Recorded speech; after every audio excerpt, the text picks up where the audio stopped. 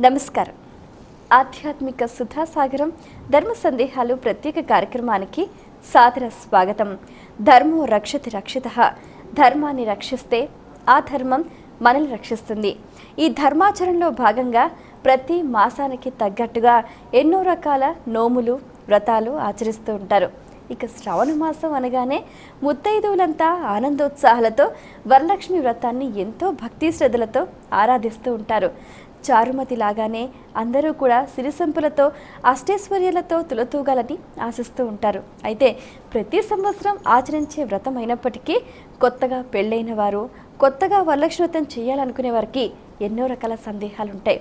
వాటన్నిటికీ కూడా చక్కటి శాస్త్రీయ సమాధానాలు అందించడానికి మనతో పాటు ఉన్నారు ఆధ్యాత్మికవేత్త, మీ అందరికీ సుపరిచితులైన అవధాన ప్రాచార్య, అలాగే ప్రవచన రాజహంస ధూళిపాళ మహదేవమణి గారు మనతో పాటు ఉన్నారు. వారితో మాట్లాడి మరిన్ని విషయాలు వారి మాటలో తెలుసుకుందాం. ఈనాటి కార్యక్రమాన్ని ప్రారంభిద్దాం. నమస్కారం అండి. నమస్కారమ్మా.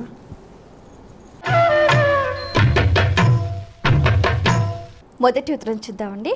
వైజాగ్ నుంచి రత్నమణి రాస్తున్నారు. వరలక్ష్మి వ్రతం వైభవలక్ష్మి వ్రతం రెండు ఒకటేనా తెలియచేయగలరు అంటూ రాస్తున్నారు. శ్రీదేవి నయనాంతరాగ రుచిరా శ్రీరమ్య వీక్షాధునీహ్లాదాంభోరోహ నేత్రగాత్రం కురా లావణ్య దుగ్ధాకర పాదాంభోజ పవిత్ర కుంకుమిత గీర్వాణౌఘ కోటీర నీ పాదంబుల్ ధరింతు నీలచికురా భద్రంకరీ శ్రీకరీ. వరలక్ష్మి వైభవలక్ష్మి ఒకళ్ళవునా కారా? రాముడు విష్ణువు కేశవుడు జగన్నాథుడు ఒకళ్ళవునా కారా? వేరే వేరే అవతారాలిద్దరూ ఒకటే స్వరూపం. రామావతారంలో ధర్మాన్ని ఎలా స్థాపించాడు, కృష్ణావతారంలో అహింసని దుర్మార్గులు ఎలా శిక్షించాడు, అలాగే వరాలను ప్రసాదించడం కోసం ఈ తల్లి ఒకానొకప్పుడు చారుమతి కల్లో కనపడిన అవతారము వరలక్ష్మి అవతారం. వైభవలక్ష్మి అంటారా? ఎప్పుడు పడితే అప్పుడు ఎలా పడితే అలాగా ఎవరైనా చేసుకోవచ్చు. వరాల్ని ప్రసాదిస్తుంది కనుక ఈ తల్లిని వరలక్ష్మి అన్నారు. సంవత్సరానికి ఒకసారి శ్రావణ మాసంలో పౌర్ణమి ముందు రోజు వచ్చే శుక్రవారం చేసుకునే ఈ వ్రతం ఏదైతే ఉందో ఇది వరలక్ష్మి వ్రతము. లక్ష్మి అంటేనే సాధారణంగా అందరినీ తన వైపుకు తిప్పుకునేదే అర్థం. లక్ష్యతే విశ్వం అనయాయితే లక్ష్మి అన్నారు. ఈ సమస్త విశ్వము ఎవరి కోసం అలా నిరంతరము పడిగాపులు పడి చూస్తూ ఉంటుందో ఆ తల్లిని లక్ష్మి అన్నారు. అది వరాలిచ్చే తల్లి కనుక ఆ అమ్మను వరలక్ష్మి అన్నారు. వరాలు ఇవ్వడం కోసము, తన వ్రతాన్ని లోకంలో ప్రచారం చేయించుకోవడం కోసము ఆ చారుమతి కల్లో కనపడి ఆ తల్లి చెప్పింది. ఇంకా వైభవలక్ష్మి అంటే విభుత్వము, విభు యొక్క భావము వైభవము అన్నారు. మనకి సంసారంలో కానీ మరి ఏ విధంగానైనా సరే మనకి గొప్ప వైభవం కావాలి అంటే ఈ వైభవలక్ష్మి వ్రతాన్ని ఆచరించడం జరుగుతుంది. రెండూ ఒకటే, రెండూ లక్ష్మీదేవికి వెళ్ళేదే. కాకపోతే వేరే వేరే కథాఘట్టాలే కలిగి ఉన్నవి కనుక రాముడు విష్ణువు యొక్క అవతారమే, కృష్ణుడు విష్ణువు యొక్క అవతారమే. కానీ వేరే వేరే కార్యాల కోసం వచ్చిన అవతారాల కనుక వేరు వేరు పేర్లు పెట్టాం. మూలం మాత్రం ఒకటే. అటు కడియము ఒకటే, ఇటు మెళ్ళో గొలుసు ఒకటే, చేతికి రింగు ఒకటే, అంతా బంగారమే. కానీ వ్రేలికి పెట్టుకునేదే ఉంగరం అవుతుంది, మెడలో వేసుకునేది ఆ హారం ఎలా అవుతుందో. శ్రావణ శుక్రవారం నాడు చేసుకునే వ్రతం వరలక్ష్మి వ్రతం అవుతుంది. మిగిలిన శుక్రవారంలో ఎప్పుడైనా ఆ తల్లిని ఉద్దేశం చేసుకునే వ్రతము వైభవలక్ష్మి వ్రతంగా మనం చెప్పుకోవచ్చు. మరి ఉత్తరం చూద్దామండి. శాంత గుంటూరు నుంచి రాస్తున్నారు. వరలక్ష్మి వ్రతం ఒక్కసారి ఆచరిస్తే జీవితకాలం చెయ్యాలా తెలియచేయగలరు అంటూ రాస్తున్నారు. మనం నిన్న భోజనం చేస్తే ఇవాళ చేయొచ్చా, చెయ్యాలా, అక్కర్లేదా? ఈ సంవత్సరం మనం పండగ చేసుకుంటే వచ్చే సంవత్సరం పండగ చేసుకోవాలా, అక్కర్లేదా? ఇదన్నీ ఇచ్చికుర్చుల్లో ప్రతి మనిషి మంచి ఉన్నత స్థితిలోకి వెళ్ళడానికి, మంచి ఆలోచన రావడానికి, మంచి సంస్కారాలు రావడానికి, మంచిని సంపాదించుకోవడం కోసమే మనకి వ్రతాలు. వ్రతం అంటే ఒక దీక్షది.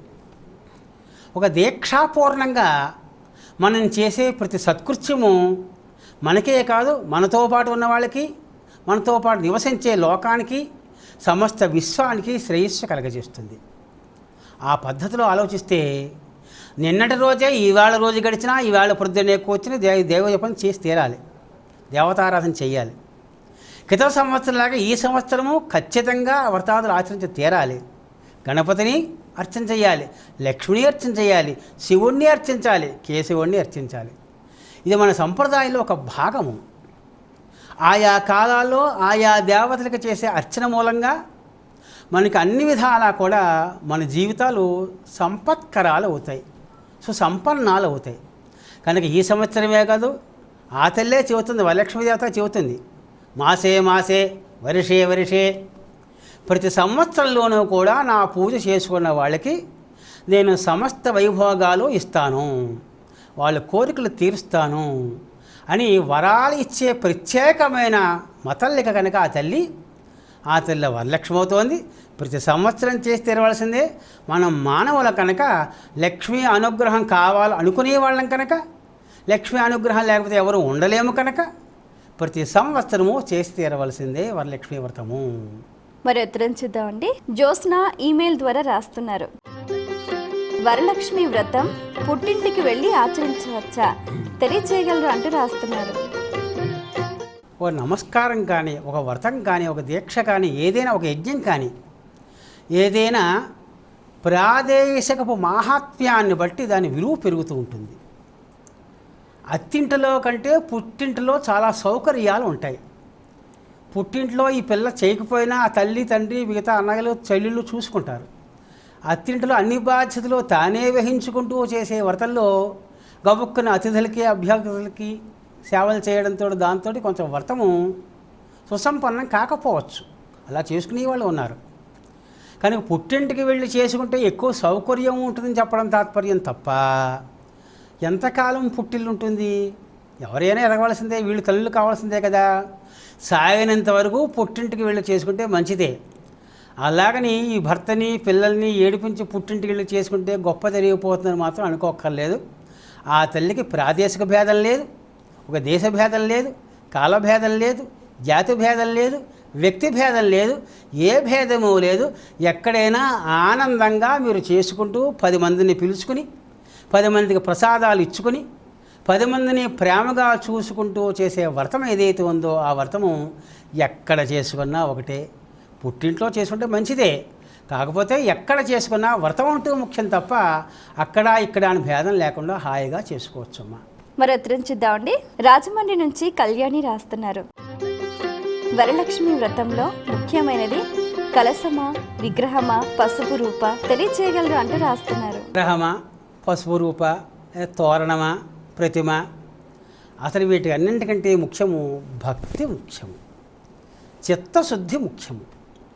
ఈ చిత్తశుద్ధిది ఉన్నప్పుడు ఒకవేళ ద్రవ్యలోపం వచ్చినా పర్వాలేదు, అంతే తప్ప కేవలం పువ్వులు తెచ్చుకోవడమే ముఖ్యము, తోరణం కట్టుకోవడమే ముఖ్యము, ప్రతిమే ముఖ్యము అనుకుంటూ కూర్చుంటే ఈ భక్తి లేకుండా అయ్యో సరిగ్గా ప్రతిమ తెచ్చుకోలేకపోయానే, అయ్యో తోరణం సరిగ్గా వచ్చిందో లేదో, ఇదిగో ఈ రూపు సరిగ్గా ఉందో లేదో, ఈ వాతావరణం బాగుందో లేదో, ఈ మనస్సు అంతా అక్కడే పడినప్పుడు ఆ విధానంలోనే మునిగిపోయినప్పుడు చిత్తం కనుక నిర్మలంగా లేకపోతే చిత్తశుద్ధి లేని పూజ కాదన్నారు కనుక అన్నీ ముఖ్యమే, అన్నింటితో పాటు చిత్తశుద్ధి ముఖ్యము. ఈ మనస్సులో మొట్టమొదట త్రికరణ శుద్ధి అంటారు కదా, అంటే మనస్సు ముఖ్యము, తర్వాత వాక్యం ముఖ్యము, తర్వాత దేహం ముఖ్యం. ఈ మూడింటిలోకి ఏది ముఖ్యమయ్యా అన్నారు. పూజ ముఖ్యమే, తోరణం ముఖ్యమే, మంత్రాలు ముఖ్యమే, ప్రతిమ ముఖ్యమే, కానీ ఎన్నింటికంటే కూడా మనస్సు ముఖ్యము అని చెబుతోంది శాస్త్రం. ఒకసారి మనస్సు వాక్కు దెబ్బలాడుకున్నాయి. నేను గొప్ప అంటే నేను గొప్ప అనుకున్నాయి. నేనున్నాను కనుక ఇంద్రాయ స్వాహ, ఇంద్రాయ యదన్నవమా అని నేను అంటున్నాను, ఇంద్రుడికి ఆహుతి వెళ్తోంది. నేనే లేకపోతే ఇంద్రుడికి ఆహుతి ఎలా వెళ్తుంది? కనుక నేనే గొప్ప అంది వాక్కు. కాదు, నువ్వు అన్నా నేను ఉన్నాను కనుక నీ వాక్కు అర్థాన్ని కల్పిస్తున్నాను, నేనే ముఖ్యము అంది మనస్సు. నేను అంటే నేను అనుకున్నారు. ఇప్పుడు మనస్సు ముఖ్యమా, వాక్కు ముఖ్యమా? అయితే ఎవరిని అడుగుదాము అన్నారు. ఈ ఇద్దరు బయలుదేరి మన పుట్టించిన వాడు ఉన్నారు కదా బ్రహ్మగారు, ఆయన దగ్గరికి వెళ్ళి మనం తేల్చుకుందాం అన్నారు. బ్రహ్మగారి దగ్గరికి వెళ్ళారు. ఈ వాక్యం, ఈ మనస్సు ఎవరైనా చూసిన వెంటనే చెప్పచ్చు. కానీ బ్రహ్మగారు కొంచెం ఆలోచించాడు. ఆలోచించి విద్ధి మనసా అన్నాడు. మీ ఇద్దరిలోనూ మనస్సే ముఖ్యము, వాక్కు ముఖ్యము కాకపోదు, ఇది గౌణము. కానీ మనస్సు పరిపూర్ణంగా లేకపోతే మాత్రము ఆ వాక్కు ఎంతవరకు సహకరిస్తుంది అన్నాడు. నేను లేకపోతే నీకు బ్రహ్మగారికి ఆహుతి ఎలా వస్తుంది? ఇటుపైన నీకు ఆహుతి ఇచ్చినప్పుడు నేను పలకడం మానేస్తాను, ఏం చేస్తావో చూసుకొని కోపంగా వచ్చేసింది వాక్కు. దాంతో బ్రహ్మగారికి ఆహుతి ఇచ్చినప్పుడు వాక్కు రాదు, మనస్సుతోటే మంత్రాన్ని చదువుతారు. బ్రహ్మణే స్వాహ మనస్సులో అనుకొని బ్రహ్మణ ఏదన్నా మనస్సులోనే. కనుక మనస్సుతోటే బ్రహ్మగారి యొక్క మంత్రం ఆయన పిలవడం అనేది జరుగుతుంది.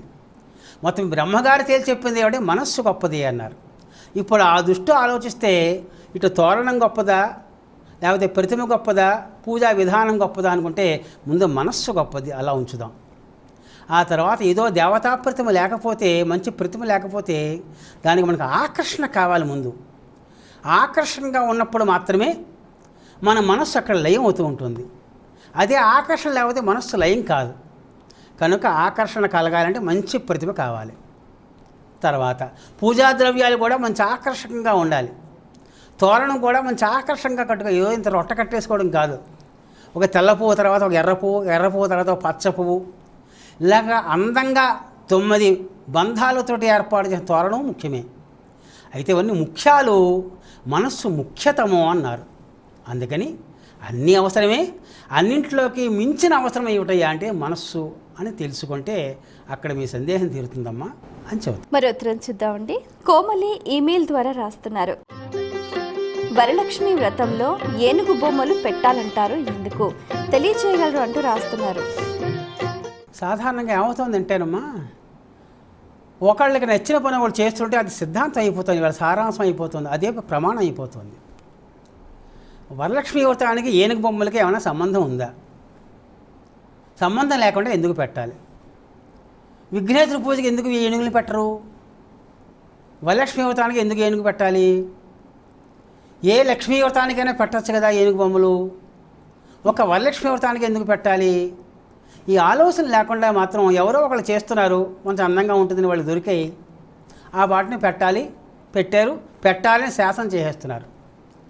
అంటే లక్ష్మీదేవి పుట్టిన వెంటనే ఏనుగులు దిగ్గస్థిభి కనక కుంభముఖావసృష్ట సర్వాహిణీ విమల చారు జలప్లుతాంగీం ప్రాతర్నమామి జగతాం జననీం అశేషలోకాధినాథ గృహిణీం అమృతాబ్ధిపుత్రీం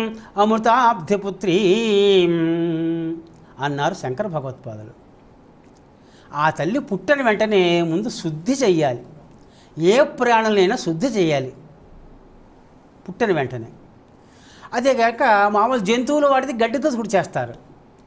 కానీ మానవులను కానీ దేవతా విగ్రహాలను కానీ ఖచ్చితంగా మంచి ఉదకంతో స్నానం చేయించాలి. ఆ ఉదకం కూడా ఏమిటి? గోరువెచ్చని నీళ్లు కావాలి. అమ్మవారు పుట్టింది పాల సముద్రంలో, పుట్టిన వెంటనే స్నానం చేయవలసి వచ్చింది. ఎవరు చేయిస్తారు? స్నానం చేయించాలంటే ముందు మంత్రాలు కావాలి, మనుష్యులు కావాలి, వేడి నీళ్ళు కావాలి, చాలా జాగ్రత్తగా పోసే మంచి అనుభవం ఉన్న వాళ్ళు కావాలి. అందుకని ఏం చేసేట, దిగ్గజాలు, దిక్కుల్లో 8 దిక్కుల్లో 8 గజాలు ఉన్నాయి. దిగ్గస్థిభి కనక కుంభముఖ అవసృష్ట సర్వాహిణి, అవి బంగారపు కొండలు తీసుకున్నాయట. ఇలా ఆకాశగంగలో ముంచి ఆ నీళ్ళు అలా నెమ్మదిగా పోస్తున్నాయట. బంగారం మించి నీళ్లు పోసి స్నానం చేయించాలి. ఒక్కొక్క కార్యక్రమానికి మనం మామూలుగా స్నానం చేయకూడదు. తలంట స్నానం అయినా సరే, ఒక యాగదీక్ష కానీ ఒక వ్రతదీక్ష కానీ స్వీకరించినప్పుడు తప్పకుండా శాస్త్రీయంగా మనం స్నానం చేయాలి. నెత్తి మీద ఎవరి చేతన నూనె పెట్టించుకుని ఆ తర్వాత వాళ్ళ చేత ముందు నీళ్లు పోయించుకుని మనం స్నానం చేయాలి. ఒక దీక్ష మామూలుగా రోజు అయితే కాదు. అటువంటప్పుడు బంగారపు కొండలతో స్నానం చేస్తే దాన్ని హిరణ్యాభిషేకము అంటారు. ఆయుష్ పెరగాలంటే హిరణ్యం నెత్తి మీద పెట్టి స్నానం చేయించాలని పెద్దలు చెప్పారు. ఎందుకంటే హిరణ్యము ఒకళ్ళు స్నానం చేస్తుంటే వాళ్ళ శక్తి కింద కారిపోయింది. నీటి దేవత స్నానం చేయించారు. ఏమీ పెట్టకుండా స్నానం చేయించడం వల్ల కింద కారిపోయింది. తేజస్సు అంతా కింద కారిపోయి బంగారంగా తయారైపోయిందట. అప్పటి నుంచి ఎవరు స్నానం చేస్తున్నా నెత్తి మీద బంగారం పెట్టే స్నానం చేయించాలని దేవతాలోకంలో ఒక శాసనం పాస్ చేసుకున్నారు.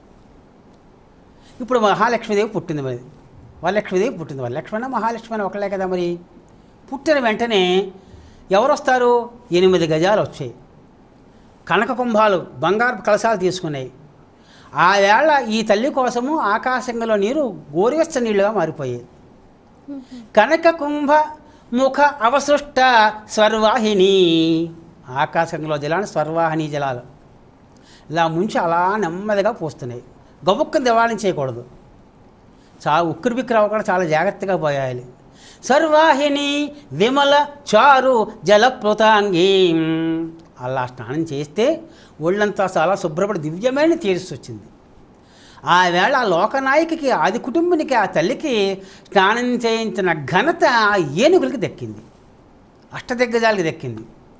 దాంతో అమ్మవారి ప్రతిమ ఎక్కడ ఉన్నా ఆ ఏనుగులు ఆ తల్లిని సేవ చేస్తున్న గజలక్ష్మి చిత్రం కనబడుతుంది. గజలక్ష్మి, గజాలంటే ఆ తల్లికి ఇష్టము అని. ఈ గజం అంటే ఏమిటి? దిక్కులకున్న దిగంతాల దాకా వ్యాపించిన ఏ విశ్వం అయితే ఉందో ఆ విశ్వాన్ని కాపాడుతున్న ఏనుగులే గజాలు. కానీ గజం విస్తృతికి లక్షణం. గజం అంటే విశ్వవ్యాప్తమైన ఆకాశము. అంటే 2 ఆకాశాలు, 2 కాకపోతే 8. గజ అంటే వెళ్ళిపోయేది, జగత్ అంటే వెళ్ళిపోయేది. కనుక ఆ గజం యొక్క బొమ్మలు ఆ వేళ లక్ష్మీదేవికి స్నానం చేయించే కనుక ఈవేళ కూడా ఆ తల్లికి ఇష్టమనే ఉద్దేశంతో గజలక్ష్మి పెడుతూ ఉంటారు. ఎవరింట్లో గజలక్ష్మి చిత్రపటం ఉంటుందో ఆ ఇంట్లో సర్వ సౌభాగ్యాలు, మంచి కీర్తి ప్రతిష్టలు కలుగుతాయని ఒక సంప్రదాయంగా వస్తోంది. ఆ గజ బొమ్మలు పెట్టడంతో మాత్రంతే వరలక్ష్మి పూజ కాకపోదు. పెట్టేస్తే పూజ చేయకపోయినా, చిత్తశుద్ధి లేకపోయినా పూజ అయిపోదు. కనుక ఏదైనా సరే అది ఒక సంప్రదాయంగా వస్తోంది అంతే. అది ఉల్లంఘించడం ఏం తప్పు లేదు. అదే ఒకవేళ దొరక్కపోతే అయ్యో ఇవాళ పూజ పాడైపోయింది అని బెంగ పెట్టుకోవడం మాత్రం తప్పు అని చెబుతున్నాను. మరి ఉత్తరం చూద్దామండి. రమ్య హైదరాబాద్ నుంచి రాస్తున్నారు. వరలక్ష్మి వ్రతం పూర్తయిన తర్వాత ఉద్వాసన ఎప్పుడు చేయాలి తెలియచేయగలరు అంటూ రాస్తున్నారు. శుక్రవారం మన ఇంటికి ఆ లక్ష్మీదేవిని ఆహ్వానం చేసాం. శుక్రవారం నాడు మన ఇంటి పిల్లని అత్తింటికి పంపించాం. శుక్రవారం నాడు ఎవరికైనా డబ్బులు ఇవ్వాల్సి వస్తే ఇవ్వద్దని చెబుతోంది మన సంప్రదాయం, పెద్దల సంప్రదాయం. ఆ వేళ ఇంట్లోంచి దాటింది ఇంకా దాటమే తప్ప మళ్ళీ వెనక్కి రాదు అని ఒక నమ్మకం ఉంటుంది. అంటే ఈవేళ ఒక 100 రూపాయలు ఎవరికైనా ఇచ్చేసింది మాత్రమే మనం గర్భదరిద్రం అయిపోతామని కాదు. ఎప్పుడైనా శ్రావణ శుక్రవారం నాడు అమ్మాయిని అత్తింటికి పంపించవలసి వస్తే ఆ వేళ ఫ్లైట్ టికెట్ దొరికింది, ఏం చేస్తాం మరి, వెళ్ళి తీరాలి.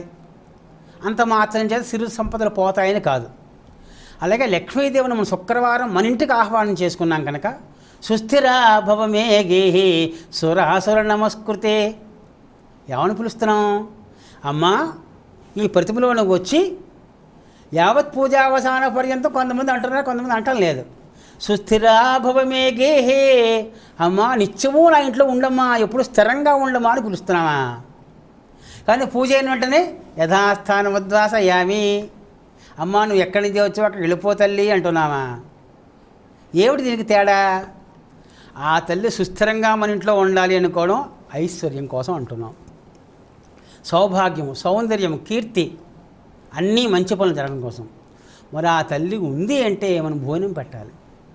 నిష్టగా అన్నం వండి భోజనం పెట్టాం. మధ్యాహ్నం పొద్దున్న ఎన్ని పిండి వంటతో భోజనం పెట్టామో రాత్రి కొబ్బరికాయనా కొట్టాలి కదా, పునఃపూజ చేయాలి, కొబ్బరికాయ కొట్టాలి. ఇలా మీరు ఎన్ని రోజులైతే మీరు ఇంట్లో ఉంచుకున్నారో మన ఇంటికి ఒకరిని పిలిచిన తర్వాత వాళ్ళకి ఏమీ పెట్టడం, కనీసం కాఫీని ఇవ్వడం మనిషి అలా మాడి చేస్తే అది సంప్రదాయం అవుతుందా? అవ్వదు కదా. కనుక వరలక్ష్మీదేవిని రాత్రికి ఉంచినా మన్నాడు ఎన్నైనా ఉంచుకోవచ్చు. కాకపోతే రాత్రి లోపల ఉద్వాసం చెప్పకూడదు. ఆ రాత్రి మన ఇంట్లో పడుకుంటుంది ఆ తల్లి. కొంతమంది మధ్యాహ్నం ఉద్వాసం చెప్పేస్తూ ఉంటారు. శుక్రవారంలో ఉద్వాసం చెప్పకూడదని చెప్పేసింది మాత్రం ఐశ్వర్యం పోతుందని కాదు. చెప్పవద్దు అన్నారు పెద్దలు, పోనీ అలా పాటిద్దాం. ఆ మర్నాడు పొద్దున్నే మళ్ళీ పునఃపూజ చేసి ఓ కొబ్బరికాయ కొట్టి ఇది నైవేద్యం పెట్టి ఆ తల్లికి ఉద్వాసన పలకచ్చు. కొంతమంది శుక్రవారాలు వరలక్ష్మీ వ్రతాన్ని కూడా 9 రోజులు చేసే వాళ్ళు ఉన్నారు. శ్రావణ మాసం 4 నెలలు 4 వారాలు చేసిన వాళ్ళు ఉన్నారు. కలశాన్ని 4 శుక్రవారాలు అలా పెట్టి పూజ చేసేవాళ్ళు ఉన్నారు. కనుక ఎవరి అభిష్టం వాళ్ళది. శుక్రవారం మాత్రం ఉద్వాసం చెప్పడం మన సంప్రదాయంలో లేదు. చేసినంత మాత్రం ఏమీ అయిపోతుందనే మాత్రం కాదు. చాలా సంతోషం అండి. మీ అమూల్యమైన సమయాన్ని కేటాయించి మా ప్రేక్షకుల ధర్మ సందేహాలకు శాస్త్రీయ సమాధానాలు అందించినందుకు ధన్యవాదాలు. నమస్కారం అమ్మా. వీక్షించారు కదండి, ఇది ఇవాల్టి మన ధర్మ సందేహాలు కార్యక్రమం. మీకు కూడా ఏవైనా ఆధ్యాత్మిక ధర్మ సందేహాలు కలిగితే మా ఈ కార్యక్రమానికి మీ సందేహాల్ని క్లుప్తంగా, సూటిగా, స్పష్టంగా పోస్ట్ కార్డ్పై లేదా ఈమెయిల్ ద్వారా రాసి పంపించండి. మా చిరునామా ధర్మ సందేహాలు, కేర్ ఆఫ్ భక్తి TV, road number 92, Jubilee hills, Hyderabad 5,96,000. మా ఈమెయిల్ ఐడి bhaktihyd@gmail.com. మరో కార్యక్రమంలో మళ్ళీ కలుసుకుందాం. అంతవరకు సెలవు.